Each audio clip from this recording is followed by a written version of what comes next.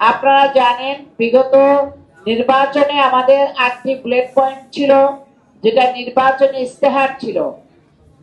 এইগুলোর উপরে আমাদের কাজ হচ্ছে। ফ্যামিলি কার্ড, কৃষক কার্ড, এই যে কৃষি ঋণ মুক্ত, আমাদের অলরেডি কাজ শুরু হয়ে গেছে 31 দফা।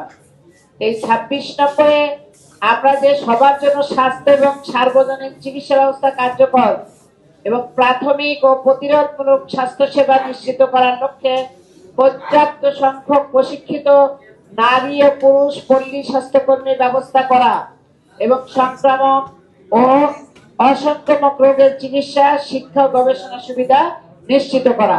এখানে কতগুলো পয়েন্ট আছে।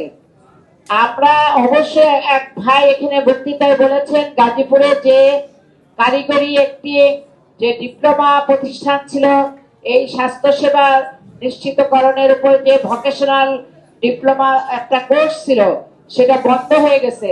আমি অবশ্যই আগামী সংসদে আপনাদের এই কারিগরি প্রতিষ্ঠানটা যেন চালু করা হয় এবং আপনাদের সেই স্বাস্থ্যসেবা নিশ্চিত করার জন্য, কারণ স্বাস্থ্য হচ্ছে মৌলিক অধিকার।